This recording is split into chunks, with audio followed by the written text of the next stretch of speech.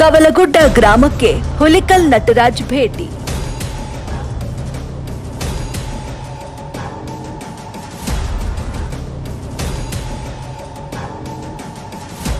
ಮನೆಯಲ್ಲಿ ಬೆಂಕಿ ಹತ್ತಲು ನಿಗೂಢ ಕಾರಣ ಏನು?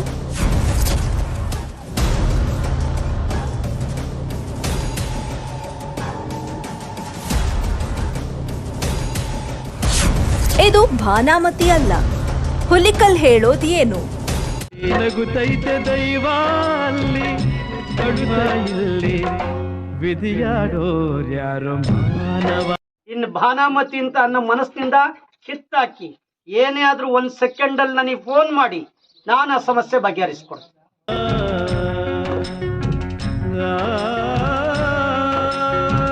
ಇನ್ನು ನಾನು ಬಂದಿದ್ದೀನಿ, ಭಾನಾಮತಿ ಬರಲ್ಲ.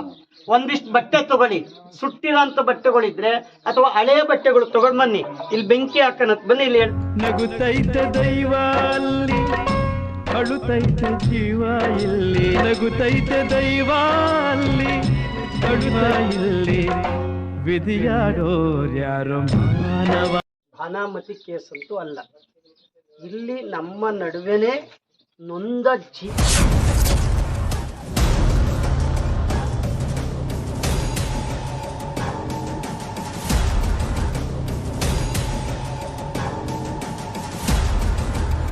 ಇದೆ ಅಂತ ಹೇಳಿ ನನ್ನ ಮೇಲ್ನೋಟಕ್ಕೆ ಗೊತ್ತಾಗ್ತಾ ಇದೆ. ಹೇಳ್ಕೊಳಕ್ಕಾಗ್ದಲೇ ಇರ್ತಕ್ಕಂಥ ನೋವನ್ನ ಹೇಳ್ಕೊಂಡ್ರು ಬೆಲೆ ಸಿಗ್ದಲೇ ಇದ್ದಕ್ಕಂಥ ಮಾನಸಿಕವಾಗಿ, ದೈಹಿಕವಾಗಿ, ಸಾಮಾಜಿಕವಾಗಿ, ಕೌಟುಂಬಿಕವಾಗಿ ನೊಂದಂಥ ಒಂದು ಜೀವಿ ಇಲ್ಲಿ. ಆ ಮನಸ್ಸು ಎಲ್ಲೋ ಆಗ್ತಾ ಇದೆ. ಆ ಮನಸ್ಸು ರಿಯಲ್ ಪರ್ಸನಾಲಿಟಿ ರೀತಿಯಲ್ಲಿ ಕೆಲಸ ಮಾಡ್ತಾ ಇದೆ. ಆ ಮನಸ್ಸು ಯಾವುದು ಅನ್ನೋದನ್ನ ನಾವು ಕಂಡಿಡ್ಬೇಕಾಗಿದೆ. ಒಂದಿಷ್ಟು ಸಮಯ ಬೇಕಾಗಿದೆ.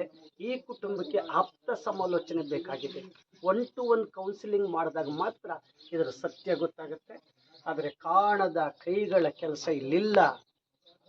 ಇಲ್ಲೇ ಇರ್ತಕ್ಕಂಥ, ಇಲ್ಲಿ ಯಾವುದೋ ನೊಂದ ಮನಸ್ಸಿನ ಕೆಲಸ ಮಾತ್ರ ಆಗ್ತಾ ಇದೆ. ಅದನ್ನ ಸ್ವಲ್ಪ ದಿವಸ ಸಮಯ ಕೊಟ್ಟೆ ನಾನು ಕಂಡಿಡ್ತೀನಿ. ಆಗ್ಬೋದು. ಗೊತ್ತಾಯ್ತಾ ನಿಮ್ಗೆ? ಗೊತ್ತಾಯ್ತಾ ಅಂತ ನಿಜವಾಗ್ಲೂ ಹೆದರ್ಕೋಬೇಡಿ. ನಾನು ಬಂದಿದ್ದೀನಿ ಇವತ್ತು. ಇನ್ನೊಂದ್ಸರಿ ಬೆಂಕಿ ಹತ್ಕೊಂಡಾಗ ಯಾರು ಮುಟ್ಟಬೇಡಿ, ನೀರು ಹಾಕ್ಬೇಡಿ. 1-2 ನಿಮಿಷ ಉರಿಲಿ. 2 ನಿಮಿಷ, ಒಂದು ಬಟ್ಟೆ ಹೋದ್ರೂ ಹೋಗ್ಲಿ, 2 ನಿಮಿಷ ಉರಿಲಿ. ಆ 2 ನಿಮಿಷ ಉರಿದಾದ್ಮೇಲೆ ನೀರು ಹಾಕಿ. ನೀರು ಹಾಕಿದ್ಮೇಲೆ ಸ್ವಲ್ಪ ಈ ಕಡೆಗೆ ವಿಡಿಯೋ ಮಾಡ್ಕೊಳ್ಳಿ. ಅಲ್ಲಿ ಯಾವ್ದಾರ ಈ ತರ ಗಟ್ಟಿ ಅದು ಇದು ಸಿಗುತ್ತ ನೋಡಿ. ಅಷ್ಟನ್ನು ಮಾತ್ರ ಶೇಖರಣೆ ಮಾಡಿ ಯಾವ್ದಾರು ನಮ್ಮ ಸ್ನೇಹಿತರುಗಳಿಗೆ ಹೇಳಿ. ಗೊತ್ತಾಯ್ತಾ? ಹತ್ರ ಹೋಗಿ ನೀವು ಹಿಡಿದ್ರೆ ನೀವೇ.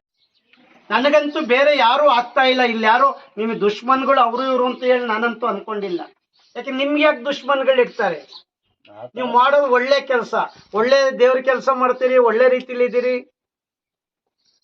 ನನ್ನ ಪ್ರಕಾರ ಈಗ ಹಚ್ಚಿರೋದೆಲ್ಲ ನೋಡಿ ಮನೆ ಒಳಗಡೆ ಅಲ್ಲೆಲ್ಲೋ ಹಚ್ಚಿದ್ದಾರೆ ಅಂದ್ರೆ ಯಾರೋ ಹಾಕಿದ್ದಾರೆ, ಅಲ್ಲಿ ಹೋಗಿದ್ರೆ ಅಲ್ಲಿ ಹಾಕಿದ್ದಾರೆ ಅಂದ್ರೆ ಯಾರೋ ಹಾಕಿದ್ದಾರೆ ಅಂತ ಅನ್ಬೋದು. ಮನೆ ಒಳಗಡೆ ಆದಾಗ